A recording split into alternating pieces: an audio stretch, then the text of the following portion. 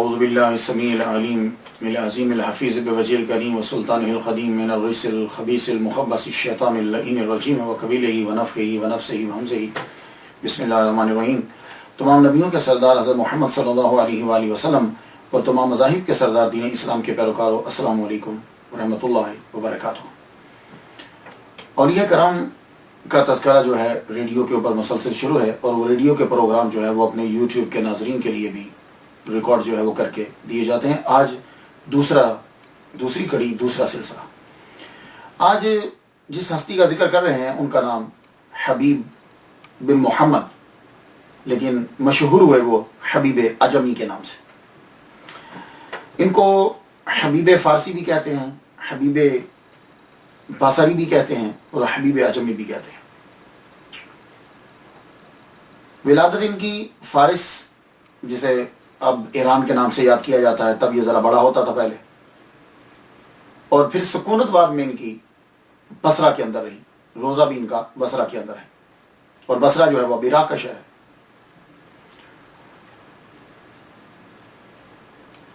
پہلی صدی ہجری جو ہے اس کے اندر آپ کی ولادت ہے، یعنی یہ بھی حضرت حسن بصری رحمۃ اللہ علیہ کے خلیفہ ہیں، مرید ہیں، انہی کے ہاتھ پہ انہوں نے توبہ کی ہے۔ آئیے دیکھتے ہیں کہ ان کی لائف جو ہے وہ کس طرح چینج ہوتی ہے، وہ کون سا ٹرننگ پوائنٹ ہے کہ جس پوائنٹ کے اوپر جا کے ان کی لائف جو ہے وہ چینج ہو رہی ہے۔ اللہ تعالیٰ نے دولت بہت دی تھی، اور دولت جو ہے یہ اللہ تعالیٰ قرآن مجید میں کہہ چکا کہ یہ ایک آزمائش ہے، بہت بڑی آزمائش ہے، اور نبی کی زبان سے جو ہمیں معلوم ہوتا ہے اس سے پتہ چلتا ہے کہ دولت جو ہے وہ بہت بڑی آزمائش ہے، چھوٹی آزمائش نہیں ہے، اور ہمارے لیے بہت بڑی آزمائش ہے۔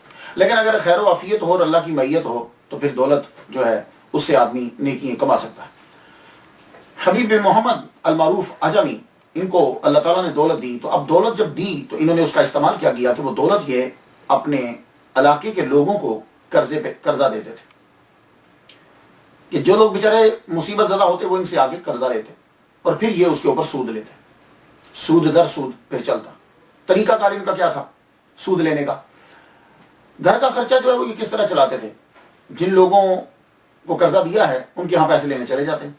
ہاں بھائی تم لوگوں نے وعدہ کیا تھا پیسے دو، وہ جی پیسے تو نہیں ہیں، اچھا تو پھر اب میں آیا ہوں، اتنی دور سے سفر کر کے میں آیا ہوں، تو میں واپس جاؤں گا، میرے ٹائم کی پرائس دو، قیمت دو، تو میں تو کچھ نہ کچھ تو لے کے جاؤں گا۔ تو پھر کیا کرتے کہ ان کے گھر میں سے کوئی نہ کوئی چیز اٹھا کے لے جاتے۔ تو گھر کی جو گروسری تھی، جو دن کا خرچہ ہوتا تھا گھر کا، یعنی جیسے لکڑیاں ہیں، ویجیٹیبل سبزی ہے، یا گوشت ہے، یا گھی ہے، اس طرح کی چیزیں وہ ایسے ہی پورا کرتے تھے۔ صبح نکل جاتے تو لوگوں کے گھروں سے جس کے گھر سے قرضہ لینا تھا وہاں جاتے اور وہ چیزیں اٹھا کے پھر لے آتے۔ اب یہ سود جو ہے بہت بری چیز ہے۔ ایک دن کیا ہوا کہ کسی گھر میں تقاضا کرنے کے لیے گئے، تو اس نے کہا کہ میرا خاوند، گھر میں بیوی تھی، کہنے لگی کہ خاوند میرا گھر میں نہیں، شوہر گھر میں نہیں ہے۔ تو کہا گھر میں نہیں ہے تو پھر یوں کرو کہ میں اب خالی تو جا نہیں سکتا، میں اتنی دور سے آیا ہوں، مجھے پیسے دو۔ اس نے کہا کہ گھر میں گوشت تھا وہ تو ختم ہو گیا، ہاں وہ جو ہم نے بھیڑ ذبح کی تھی نا اس کا سر پڑا ہوا ہے، تم وہ سر لے جاؤ۔ آپ نے وہ سری لی، خالی نہیں مڑتے تھے، سری لے کے پہنچے۔ اور اسی طرح دوسرے گھروں میں کسی گھر سے لکڑیاں لی، کسی گھر سے کچھ لیا، گھر جا کے اپنی بیوی کو دے دیا اور کہا کہ اسے پکاؤ۔ آپ کی بیوی جو ہے وہ اس کو پکانے لگی۔ اب جب وہ سالن پک چکا، کھانے کے لیے تیار ہوئے، ایک دم سے سائل نے آواز دے دی دروازے پہ کہ مجھے کچھ کھانے کو دے دو۔ یہ جب آواز دی تو آپ اٹھ کے دروازے پہ چلے گئے، کیونکہ وہ سائل کھڑا رہتا جب تک یہ جا کے جواب نہ دیتے۔ جا کے کہنے لگے ہمارے گھر کچھ نہیں ہے، ہمارے گھر کچھ نہیں ہے، جو ہے وہ تمہیں دوں گا تو تو امیر نہیں ہو سکتا، میں دے دوں گا تو میں مفلس ہو جاؤں گا۔ اور وہ جو سالن پکا ہوا تھا وہ اس بندے کو نہیں دیا۔ واپس جا کے جب کھانے کے لیے بیٹھے تو بیوی سے بولتے ہیں کہ جاؤ وہ سالن لے کر آؤ، میں کھانا کھاؤں۔ وہ جو ہی اس نے ہنڈیا کا ڈھکنا اٹھایا تو دیکھا کہ ہنڈیا پوری خون سے بھری پڑی تھی، گوشت نہیں تھا، خون تھا اس کے اندر۔ بلا کے کہنے لگی راؤ دیکھو یہ تمہاری نحوست جو ہے، یہ تمہارے سود کی نحوست کھانے کے اوپر پڑ گئی، یہ دیکھو سارا کھانا خون بن گیا۔ یہ تھا پہلا ٹرننگ پوائنٹ کہ جب بیوی نے یہ کہا کہ تمہاری نحوست جو ہے وہ کھانے کے اوپر پڑ گئی۔ اب اس کے بعد یہ ایک پہلا ٹرننگ پوائنٹ ہے، تو آپ نے یہ کہا کہ اب سوچنے لگے. اور کسی وقت کوئی ایسا جملہ ہوتا ہے وہ بار بار سنتا رہتا ہے, لیکن کوئی وقت ایسا خاص آتا ہے کہ وہی جملہ اس کو کلک کر جاتا ہے. اسی لیے اسلام کے اندر یہ کہا گیا ہے کہ خوبی یہ ہے کنتم خیر امۃ اخرجت للناس تأمرون بالمعروف وتنہون عن المنکر. یہ عادت رہنی چاہیے ہماری کہ ہم نیکی کے بارے میں بولتے رہیں, سمجھاتے رہیں, بار بار کہتے رہیں, اگلا مانے یا نہ مانے.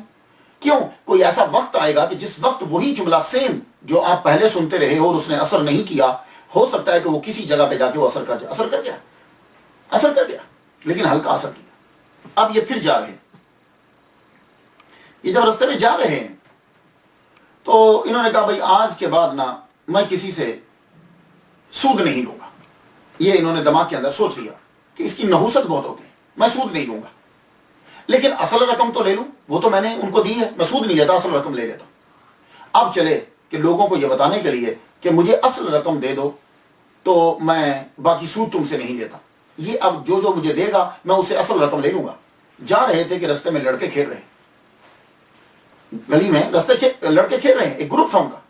جو ہی لڑکوں کی نظر پڑی حبیب بن محمد المعروف العجمی پر نظر پڑی تو لڑکے آپس میں کہنے لگے ہٹ جاؤ ہٹ جاؤ ہٹ جاؤ, حبیب سود خور آ رہا ہے.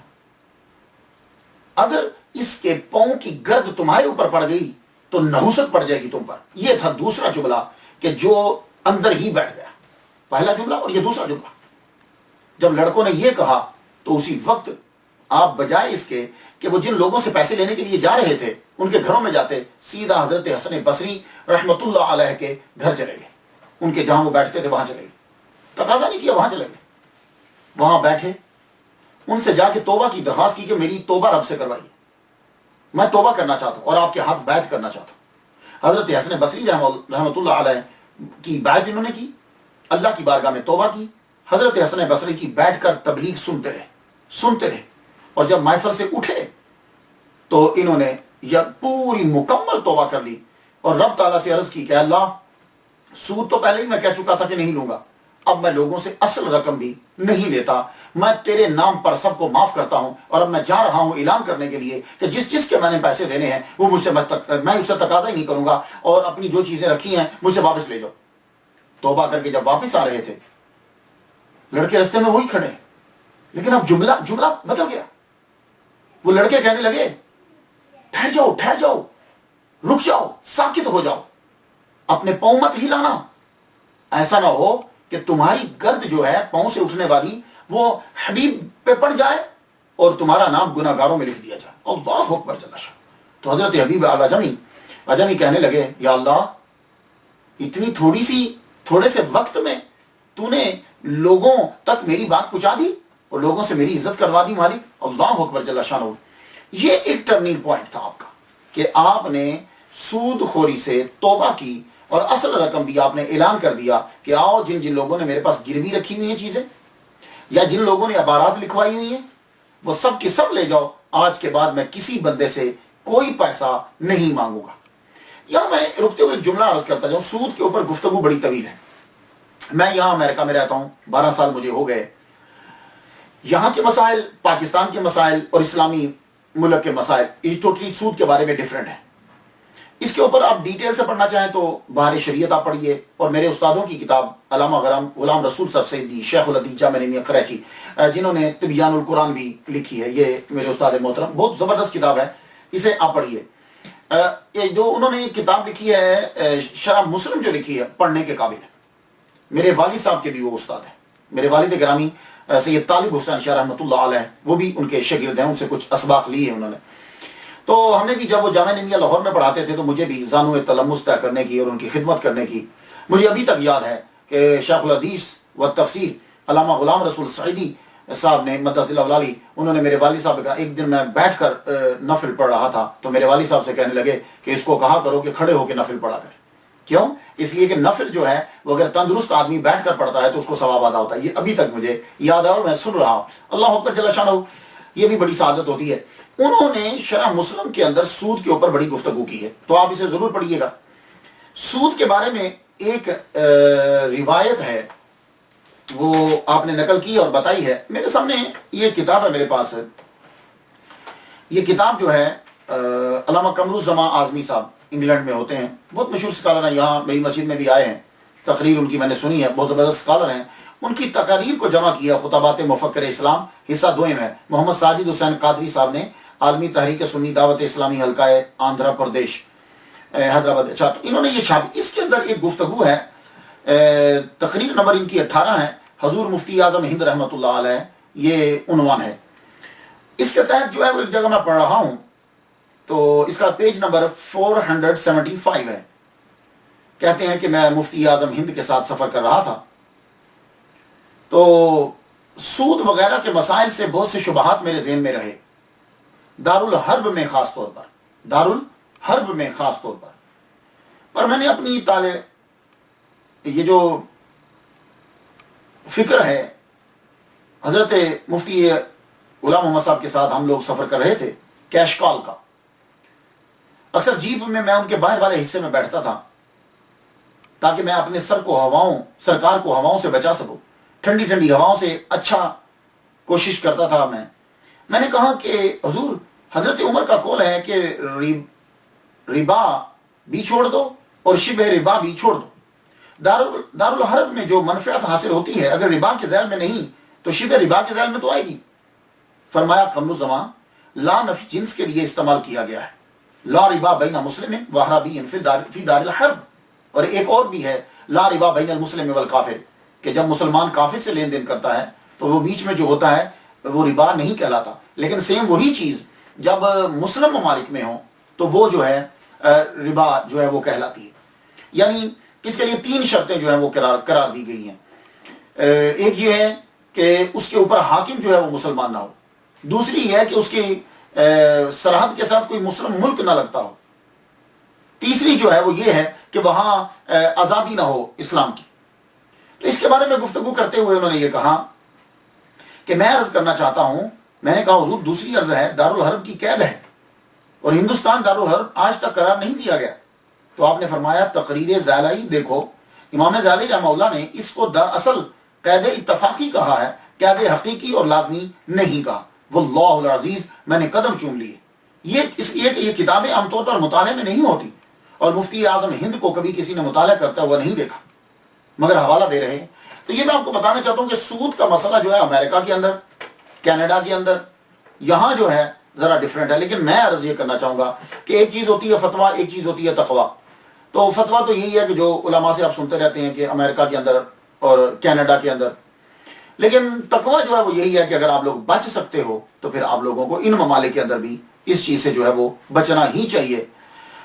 تو سود جو ہے حضرت حبیب اعظمی نے اسے چھوڑا، اصل تقاضا بھی چھوڑ دی، اللہ تعالیٰ نے پھر ان کو بڑا مقام عطا فرمایا۔ انہوں نے کیا کیا کہ ساری چیزیں چھوڑ دی، سب چیزیں چھوڑ دی، ایون کہ یہ اپنی قمیص بھی جو ہے وہ اتار کر سائل کو دے دی، اور ایک اور سائل آ گیا، اس نے حضرت حبیب اعظمی سے پھر سوال کیا تو آپ نے اپنے بیوی کی جو بڑی چادر تھی وہ چادر بھی اٹھا کے اس کو دے دی، دریائے فرات کے کنارے پہ جا کے ایک عبادت خانہ بنا لیا، وہیں دونوں رہنے لگے، میاں بیوی عبادت خانہ بنا۔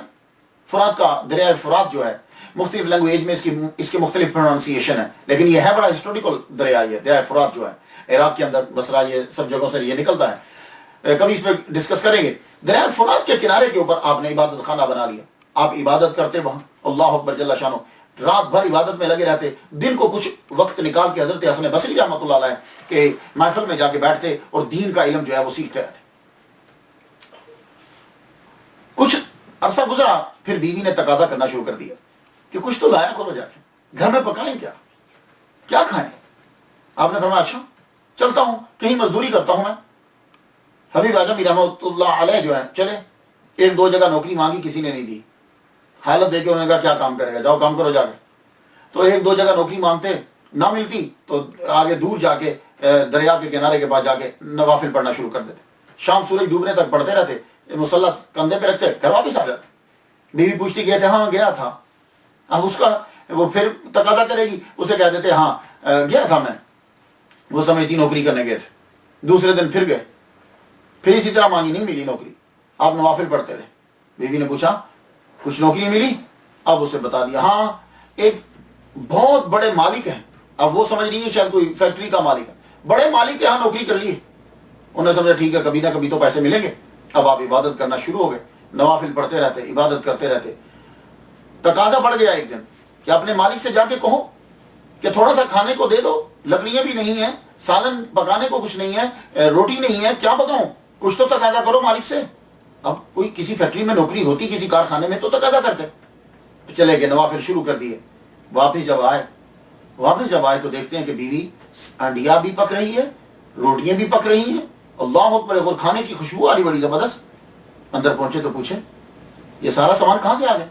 او ہو, آپ کو نہیں معلوم, آپ جس کے ہاں نوکری کرتے ہو وہاں کا ملازم آیا تھا, وہ یہ ساری چیزیں لے گیا اور جاتے ہوئے کہہ گیا کہ جب تمہارے خامد آئیں تو ان سے کہہ دینا کہ تم اپنی ملازمت تمہاری پکی, تم اپنا کام ٹھیک طریقے سے کرتے رہو, یہ تمہارے گھر کا خرچہ جو ہے وہ پورا ہوتا رہے گا. اللہ اکبر جل شانہ. اور اس بات کو تو حضرت حبیب اعظمی سمجھتے تھے کہ میں کہاں نوکری کرتا ہوں. پھر خدا کی بارگاہ میں اتنے گڑ گڑائے, کہنے لگے مالک تو نے میری لاج رکھ لی, چند دن کی عبادت کا صلہ. پھر آپ نے یکسر ہی سب کام کی طرف دھیان ختم کر دیا, عبادت میں لگے رہتے, مستجاب الدعوات بن گئے. اب دنیا سے دھیان بالکل ہٹ گیا حبیب اعظمی کا, دنیا سے دھیان ہٹ گیا. اور جب دنیا سے دھیان ہٹ جاتا ہے پھر انسان مستجاب الدعوات بن جاتا ہے, پھر اس کی مکمل نظر اللہ پہ ہو جاتی ہے, پھر اللہ تعالیٰ اس کی ہر بات کو جو ہے وہ قبول کرتا ہے. اسی لیے ایک عورت آتی ہے آپ کے پاس اور آ کے کہتی ہے میرا بچہ گم ہو گیا, دعا کرو. تو عورتیں آپ کو بتایا, اور خاص کر کے ماں جو ہوتی ہے, جب ایک دفعہ دروازے پہ آ جاتی ہے تو بس رونے لگ گئی, میرا بچہ دعا کرو, میرا بچہ مل جائے. آپ نے فرمایا تیرے پاس کتنے پیسے ہیں؟ کہنے لگی 2 درہم. کہا ادھر لاؤ. 2 درہم لیے, کہا جاؤ, آدمی بیٹھا ہو تو جاؤ اس کو خیرات کر دو, اللہ کے نام پہ 2 درہم دے دو. وہ 2 درہم دے دیے. فرمان لگے جاؤ گھر جاؤ, تمہارا بچہ آ گیا ہے. وہ عورت گھر پہنچی, دیکھی بچہ آگے کھڑا ہے. کہا میرے بیٹے تو کیسے آیا, کہاں سے آیا؟ کہا ماں میں کرمان پہنچ گیا تھا, یہ ایران کے اندر ہے, ابھی بھی ہے, میں وہاں پہنچ گیا تھا. میں آیا ہوں, رستے میں بازار میں تھا, ایک دم سے ہوا چلی اور آواز آئی کہ اس کو اٹھا کے بصرہ پہنچا دو.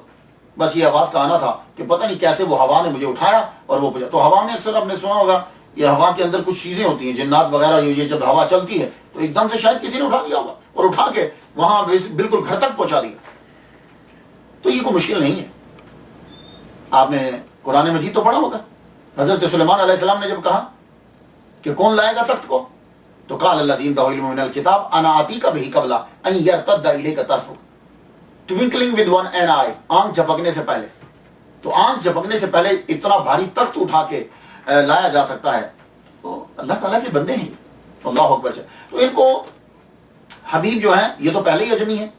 بھائی عربیوں نے دنیا کو 2 حصوں میں تقسیم کر دیے, ایک عرب ایک عجم. تو جو عربی نہیں بولتا وہ اجمی ہے. تو بھائی جب وہ ہیں ہی اجمی تو نام کے ساتھ اجمی کیوں لگ گیا؟ سوال تو ہے نا, کہ جب ہیں ہی اجمی تو پھر نام کے ساتھ اجمی کیوں لگ گیا؟ اب ایک آدمی کا نام لیا جائے, عبداللہ صاحب لکھے جائے انسان, تو انسان تو ہے وہ. اب یہ بتلانا کہ انسان ہے, یہ نام جو چیز ہے. تو اصل وجہ یہ ہے کہ آپ جب پروناؤنس کرتے تھے تو آپ سے عربک لیٹر جو تھے وہ صحیح مخارج کے ساتھ پروناؤنس نہیں ہوتے تھے, تلفظ نہیں کر پاتے. جیسے الحمدو کو الحمدو پڑھ جاتے تھے. تو اللہ تعالیٰ تو نیت دیکھتا ہے نا. اب جو گونگا ہے وہ تو نہ ہا پڑھتا ہے نہ ہا پڑھتا ہے, یہ تو چلو ہا پڑھتے تھے نا, تو گونگا تو ہا بھی نہیں پڑھ سکتا, ہا بھی نہیں پڑھ سکتا, لیکن اللہ تعالیٰ نیت دیکھتا ہے. تو پروردگار عالم, تو یہ اس لیے ان کو ایک ریزن یہ بتائی جاتی ہے کہ اس لیے ان کو اجمی کہا جاتا ہے کہ یہ قرآن مجید کو پروناؤنس نہیں کر پاتے. لیکن جب قرآن مجید پڑھا جاتا تھا پھر قرآن کو بڑے غور سے سنتے تھے اور روتے تھے, ساروں کتاب روتے تھے. تو لوگ پوچھتے ہیں آپ کو قرآن سمجھ میں آتا ہے؟ کہنے لگے ہاں, میری زبان اجمی ہے, دل میرا عربی ہے. اللہ اکبر. یہ جملہ بڑا زبردست ہے, یہ جملہ کمال کا جملہ ہے. میں نے اس کو ٹائٹل کے اوپر لکھا کہ میری زبان اجمی ہے لیکن دل میرا عربی ہے, کیونکہ ہمارے محمد صلی اللہ علیہ وآلہ وسلم کی زبان جو ہے وہ عربی ہے. پروردگار عالم نے اتنا جو ہے وہ ان کو ملکہ عطا فرمایا عبادت کے اندر, اللہ اکبر جل شانہ. اور پھر ان سے ایک وظیفہ ملتا ہے, وہ وظیفہ سماعت کیجئے تو اجازت چاہوں گا. ان سے ایک وظیفہ مجھے ملا ہے, وہ وظیفہ آپ میں سے جتنے لوگ سماعت کر رہے ہیں آپ بھی اس وظیفے کو استعمال کیجئے. وہ وظیفہ ظالموں سے بچنے کے لیے اور مشکلات سے بچنے کے لیے. وہ وظیفہ کیا ہے؟ یہ جو میں نے جو پڑھا اس میں لکھا ہوا ہے 2 مرتبہ آیت الکرسی, 2 مرتبہ قل هو اللہ احد, پوری سورہ 2 مرتبہ, اور 2 مرتبہ آمن الرسول بما انزل علیہ من ربی والمؤمنون کل آمن باللہ، سورہ بقرہ کی آخری آیات جو ہیں 2 مرتبہ یہ پڑھیں، پڑھنے کے بعد آپ پھونک مار دیجئے اور سپرد کر دیجئے، اللہ تعالیٰ دشمنوں کی نظر سے اسے محفوظ کر دے گا۔ اب میں اس کی مثال دے دوں، آپ نے کہاں سے لیا؟ حضرت حسن بصری رحمہ اللہ تعالیٰ کو حجاج بن یوسف کی پولیس پکڑنے کے لیے آ گئی۔ جب حجاج بن یوسف کی پولیس پکڑنے کے لیے آئی تو وہ دوڑے دوڑے حضرت حسن بصری کے گھر پہنچ گئے، حضرت حبیب اعجمی کے گھر پہنچ گئے۔ حبیب اعجمی کے جب گھر پہنچے تو کہنے لگے دیکھ میرے پیچھے پولیس لگی ہے تو میں اندر چھپنے لگا ہوں، کسی کو بتانا مت، کیونکہ وہ حجاج بن یوسف جو آپ کو پتہ ہی ہے کہ اس بندے نے کتنے لاکھ لوگ مار دیے، قتل کر دیے۔ تو اندر جب یہ جا کے چھپ گئے تو کتنا بڑا مکان ہوگا، کمرے میں چھپے، پولیس آگے پیچھے سے بولی ادھر حسن بصری آئے تھے، تم نے دیکھے کہاں؟ اندر ہے۔ حبیب اعجمی مرید اور خلیفہ ہیں، کہنے لگے ہاں اندر ہیں۔ وہ اندر گئے، واپس آ کہنے لگے جھوٹ بولتے ہو، اندر تو کوئی نہیں ہے۔ کہا یار اندر ہے، میرے سامنے اندر گئے ہیں۔ انہوں نے 7 مرتبہ دیکھا لیکن حضرت حسن بصری رحمۃ اللہ علیہ نظر نہیں آئے، پولیس چلی گئی۔ حسن بصری رحمۃ اللہ تعالیٰ کمرے سے باہر آ گئے، کہنے لگے تم نے تو پھنسانے کا مکمل منصوبہ بنا لیا تھا، میں نے جو تمہیں کہا تھا مت بتانا۔ کہنے لگے میں جھوٹ بولتا، یہ میرے سچ کی وجہ سے آپ بچ گئے کہ میں نے سچ بولا تو آپ ان کو نظر ہی نہیں آئے۔ کہنے لگے تو تم نے کیا پڑھا، کیا کیا؟ کہا آپ جو ہی اندر داخل ہوئے میں نے 2 مرتبہ آیت الکرسی، 2 مرتبہ قل اللہ احد اور 2 مرتبہ آمن الرسول پڑھنے کے بعد جو ہے فوراً میں نے کہا یا اللہ میں تیرے سپرد کرتا ہوں، حسن بصری کو بچا لے۔ تو مجھے یوں لگتا ہے ویسے زیادہ تر تعداد بزرگوں کی یا ہمارے عملیات کے اندر 3 ہوتی ہے، یعنی طاق ہوتی ہے۔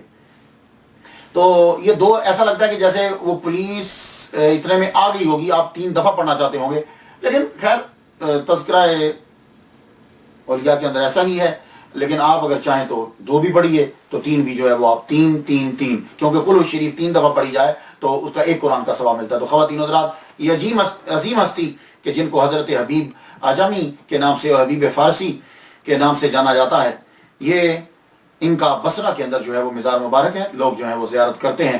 اللہ تعالی ہمیں بھی ان سے حصہ جو ہے وہ فیض کا عطا فرمائے۔ وآخر دعوانا ان الحمد للہ رب العالمین۔